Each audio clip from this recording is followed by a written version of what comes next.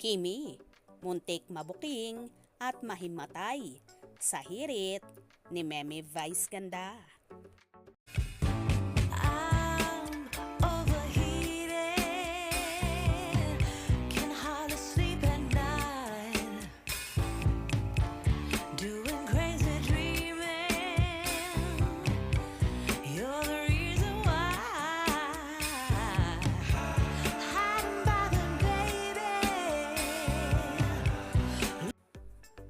Kinabahan ng husto si Kim Chiu sa hirit ni Vice Ganda. Muntik na nga kasi siyang mapasubo at kung nagkataon, mapapahamak talaga siya. Sa show kasi nila, pinagsample ni Vice ang female contestant sa possible nitong gawin kapag nakita ang ex-boyfriend niya. Tanong ni Vice, kung makikita mo yung ex na yon, nagkasalubungan lang at may chance kang sabihan ng isang linya. Anong linya yon? Dugtong na tanong pa ni Vice, kunyari si Bong Navarro, ang ex mo. Kailangang masabi mo yung line na yon pag nakasalubong mo. At yun nga ginawa ng female contestant at ni Bong ang eksena na iniutos ni Vice. Deserve ang matunog na mensahe ng female contestant kay Bong. At syempre, masaya ang lahat at nagpalakpakan. Humirit si Vice na, "Ikaw Kim." At kitang-kita ang reaksyon ni Kim na nagulat, nanlaki ang mga mata.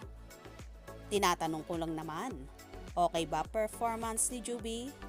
Paglilinaw ni Vice kay Kim. "Muntik na akong mahimatay," sabi ni Kim kay Vice, na parang gulong-gulo nga sa paligid. "Tinatanong ko lang kung kumusta performance niya." Female contestant, sabi ulit ni Vice. "Maganda, magaling, ha ha ha ha," say ni Kim. Tanong ko lang naman, okay ba yung performance ni Chu? Hindi kasi taga Cebu rin siya. Tingnan ko may matay. Tatanong ko lang, okay ba yung performance niya? Nasa Bella Cebuana. Thank you for the support. Ano, bakit naman kaagad na? Oo. Ikaw naman, kinabahan ka agad. Hindi naman kita ilalaglag. Natatawang sabi ni Vice kay Kim. Pero ano nga kaya ang pwedeng sabihin ni Kim kay Sian Lim kapag nagkasalubong sila ng hindi inaasahan? Iwas na lang kaya siya? Dedadmahin na parang walang nakita? O ngingiti pa rin? At iiyak palayo? O pwede ring sumimangot, diba?